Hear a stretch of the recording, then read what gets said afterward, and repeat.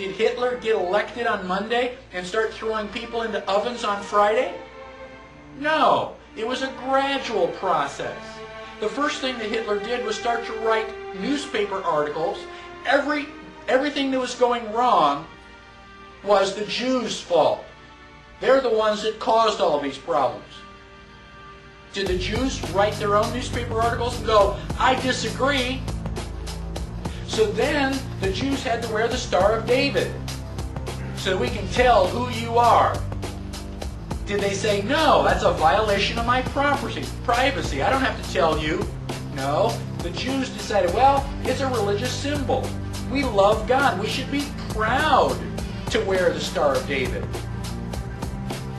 Eventually, the Germans came in and they broke all of the windows in all of the Jewish businesses in one weekend. The Saturday night was known as Kristallnacht, which is German for Night of Glass.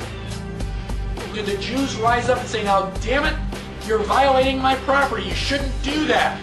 No. Gosh, we don't want to make the Germans any madder than they already are. Don't piss them off. They've got guns. Eventually, the Germans are loading them up into cattle trailers on the train. Where do you think you're going, on vacation? Where do you think they're going to take you? Well, now you're cold and naked and they're walking you into the ovens where you're going to go to mass execution. Is it time now to raise your hand and say, you know, I tend to disagree with all of this? Bang! You're dead. It's too late to complain. You should have complained at the beginning, when you at least had a chance. How bad do things have to get before you do something? Do they have to take away all your property? Do they have to license every activity that you want to engage in? Do they have to be throwing you on cattle cars before you start to say, now wait a minute, I don't think this is a good idea? How long is it going to be before you finally resist and say, no, I will not comply? Period. Sooner or later, you got to draw a line and stand your ground, whether anybody else does or not. That is what liberty is all about. This is the difference between the power of our Creator and anything else, particularly evil. That you can go into a pitch black room full of evil, full of darkness, and light a little candle, and instantly that darkness flees.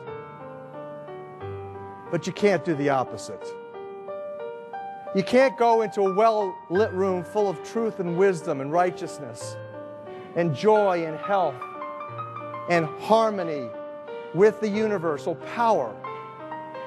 And you can't take any amount of darkness and go into that well-lit room and have any effect whatsoever. That is the metaphor which I frequently think of when I think that I'm not empowered. It is the greatest lesson for me, and I think for everybody else, to know that we're on the winning side and that we win in the end.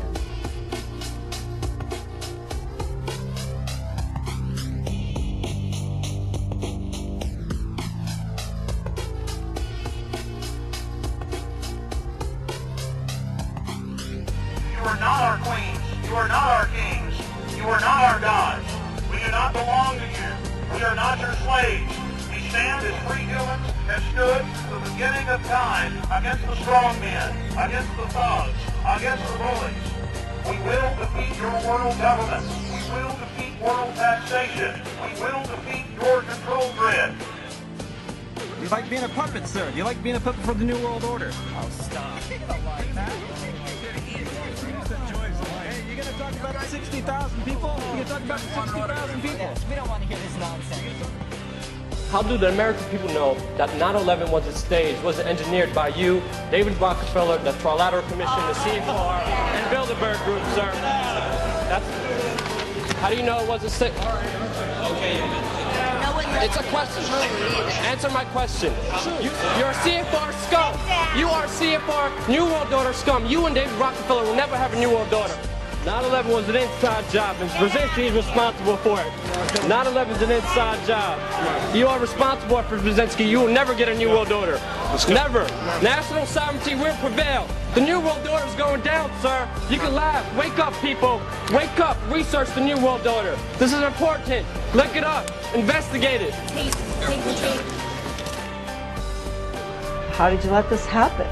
Wake up out there. You know, it's your children. Don't you care? Look what these people are doing to you. The world is like a ride at an amusement park, and when you choose to go on it, you think it's real, because that's how powerful our minds are. And the ride goes up and down and round and round. It has thrills and chills, and it's very brightly colored, and it's very loud, and it's fun for a while. Some people have been on the ride for a long time, and they begin to question, is this real, or is this just a ride? And other people have remembered, and they come back to us, and they say, hey, don't worry, don't be afraid, ever, because this is just a ride, and we kill those people. Shut him up. We have a lot invested in this ride. Shut him up. Look at my furrows of worry. Look at my big bank account and my family. This has to be real. It's just a ride. But we always kill those good guys who try and tell us that. You ever notice that? And let the demons run amok? But it doesn't matter, because it's just a ride. And we can change it anytime we want. It's only a choice. No effort, no work, no job, no savings of money. A choice right now between fear and love. The eyes of fear, once you put finger locks on your door, buy guns, close yourself off. The eyes of love, instead, see all of us as one. Here's what we can do to change the world right now to a better ride. Take all that money we spend on weapons and defense each year and instead spend it feeding, clothing, and educating the poor of the world, which it would many times over, not one human being excluded, and we can explore space together, both inner and outer, forever in peace. Thank you very much. You've been great. I hope you enjoyed it. London, you're fantastic. Thank you. Thank you very much.